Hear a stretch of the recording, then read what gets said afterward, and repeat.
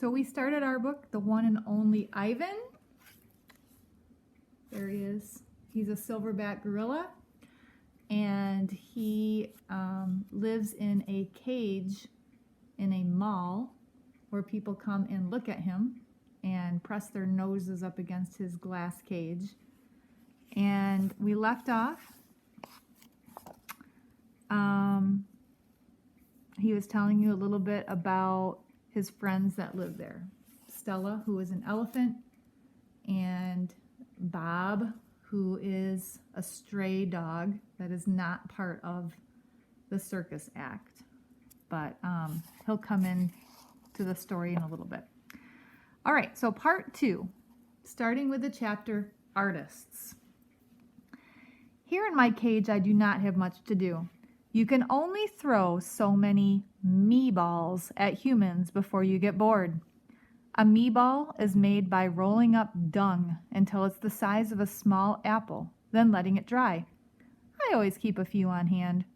For some reason, my visitors never seem to carry any.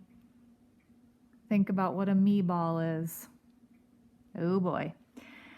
In my cage, I have a tire swing, a baseball, a tiny plastic pool filled with dirty water, and even an old TV. I have a stuffed toy gorilla, too. Julia, the daughter of the weary man who cleans the mall each night. She gave it to me. The gorilla has empty eyes and floppy limbs, but I sleep with it every night. I named it Not Tag. You see, Tag was my twin sister's name. Julia is 10 years old. She has hair like black glass and a wide half-moon smile. She and I have a lot in common. We're both great apes, and we're both artists. It was Julia who gave me my first crayon, a stubby blue one, slipped through the broken spot in my glass, along with a folded piece of paper. I knew what to do with it. I'd watched Julia draw. When I dragged the crayon across the paper, it left a trail in its wake, like a slithering blue snake. Julia's drawings are wild with color and movement. She draws things that aren't real, clouds that smile and cars that swim. She draws until her crayons break and her paper rips. Her pictures are like pieces of a dream. I can't draw dreamy pictures. I never remember my dreams, although I sometimes awaken with my fists clenched and my heart hammering. My drawings seem pale and timid next to Julia's. She draws the ideas in her head. I draw the things in my cage, simple items that fill my days. An apple core, a banana peel, a candy wrapper. I often eat my subjects before I draw them. But even though I draw the same things over and over again, I never get bored with my art. When I'm drawing, that's all I think about. I don't think about where I am, about yesterday or tomorrow. I just move my crayons across the paper. Humans don't always seem to recognize what I've drawn. They squint, they cock their heads, they murmur. I'll draw a banana, a perfectly lovely banana, and they'll say, "It's a yellow airplane," or "It's a duck without wings." That's all right. I'm not drawing for them. I'm drawing for me. Max soon realized that people will pay for a picture made by a gorilla, even if they don't know what it is. So now I draw every day, and my work sells for $20 a piece, $25 with the frame, at the gift shop near my cage. If I get tired and need a break, I just eat my crayons. Can you see some of Ivan's drawings? Can you tell what they are? I think I've always been an artist. Even as a baby, still clinging to my mother, I had an artist's eye. I saw shapes in the clouds and sculptures in the tumbled stones at the bottom of a stream. I grabbed at colors, the crimson flower just out of reach, the ebony bird streaking past. I don't remember much about my early life, but I do remember this. Whenever I got the chance, I would dip my fingers into cool mud and use my mother's back for a canvas. She was a patient soul. my mother. Someday I hope I can draw the way Julia draws, imagining worlds that don't yet exist. I know what most humans think. They think gorillas don't have imaginations. They think we don't remember our past or ponder our future. Come to think of it, I suppose they have a point. Mostly I think about what is, not what could be. I've learned not to get my hopes up. When the Big Top Mall was first built, it smelled of new paint and fresh hay, and humans came to visit from morning till night. They drifted past my cage like logs on a lazy river. Lately, a whole day might go by without a single visitor.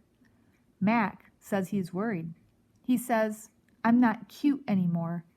He says, Ivan, you've lost your magic, old guy. You used to be a hit. It's true that some of my visitors don't linger the way they used to. They stare through the glass, they cluck their tongues, they frown while I watch my TV. He looks lonely, they say. Not long ago, a little boy stood before my glass with tears streaming down his smooth red cheeks.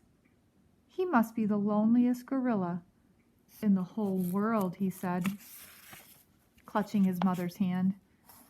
At times like that, I wish humans could understand me the way I can understand them. It's not so bad, I wanted to tell the little boy. With enough time, you can get used to almost anything. My visitors are often surprised when they see the TV Mac put in my cage. They seem to find it odd, the sight of a gorilla staring at tiny humans in a box. Sometimes I wonder, though, isn't the way they stare at me, sitting in my tiny box, just as strange? My TV is old. It doesn't always work, and sometimes days will go by before anyone remembers to turn it on. I'll watch anything, but I'm particularly fond of cartoons with their bright jungle colors. I especially enjoy it when someone slips on a banana peel. Bob, my dog friend, loves TV almost as much as I do. He prefers to watch professional bowling and cat food commercials. Bob and I have seen many romance movies too. In a romance, there is much hugging and sometimes face licking. I have yet to see a single romance starring a gorilla. We also enjoy the old Western movies. In a Western, someone always says, "This town ain't big enough for the both of us, Sheriff." In a Western, you can tell who the good guys are and who the bad guys are. And the good guys always win. Bob says, Westerns are nothing like real life. I have been in my cage for 9,855 days. Alone. For a while, when I was young and foolish, I thought I was the last gorilla on Earth. I tried not to dwell on it. Still, it's hard to stay upbeat when you think there are no more of you. But then one night, after I watched a movie about men in black hats with guns and feeble-minded horses, a different show came on. It wasn't a cartoon, not a romance, not a Western. I saw a lush forest. I heard birds murmuring. The grass moved, the trees rustled, and then I saw him. He was a bit threadbare and scrawny, and not as good looking as I am, to be honest. But sure enough, he was a gorilla. As suddenly as he appeared, the gorilla vanished, and in his place was a scruffy white animal called, I learned, a polar bear, and then a chubby water creature called a manatee, and then another animal, and another. All night I sat wondering about the gorilla I'd glimpsed. Where did he live? Would he ever come to visit? If there was a he somewhere, could there be a she as well? Or was it just the two of us in all the world, trapped in our own separate boxes? Stella says she is sure I will see another real live gorilla someday, and I believe her because she's even older than I am, and her eyes like black stars. She has eyes like black stars and knows more than I will ever know. Stella, is a mountain.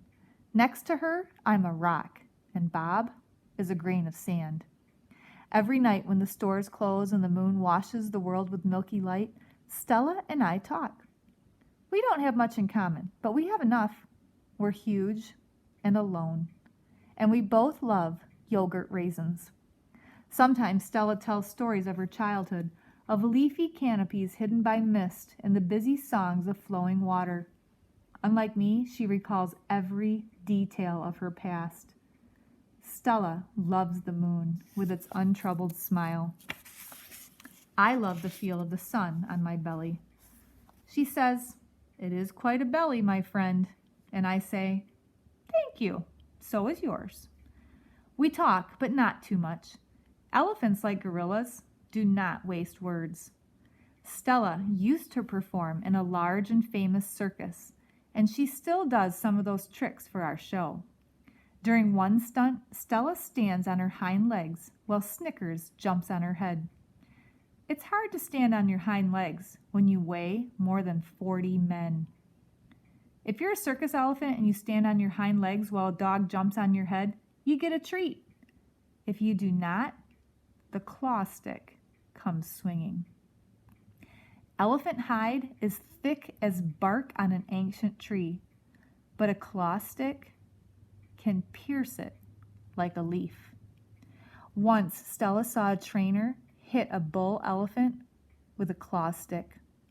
A bull is like a silverback, noble, contained, calm like a cobra is calm.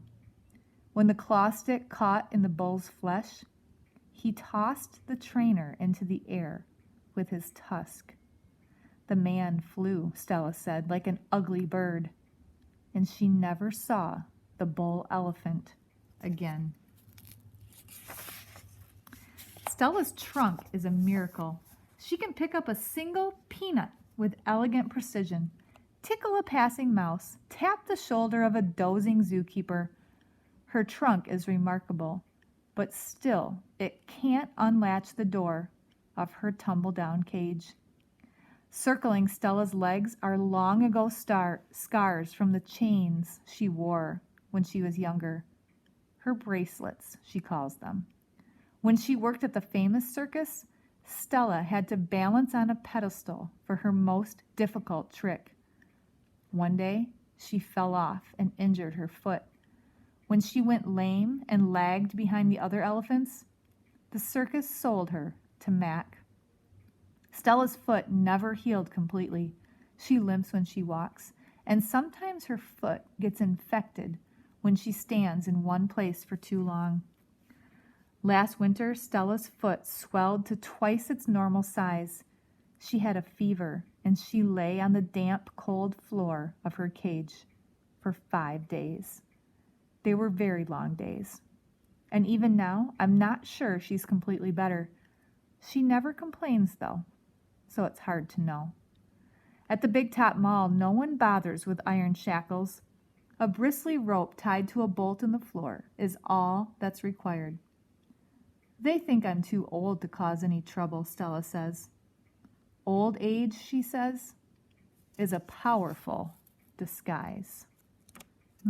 What do you think Stella means by that? Do you think she could cause trouble if she wanted to? That ends part 2 of our story, The One and Only Ivan. Tune in next time for part 3. I hope you're enjoying it so far. Oh, it gets so good. Bye, guys.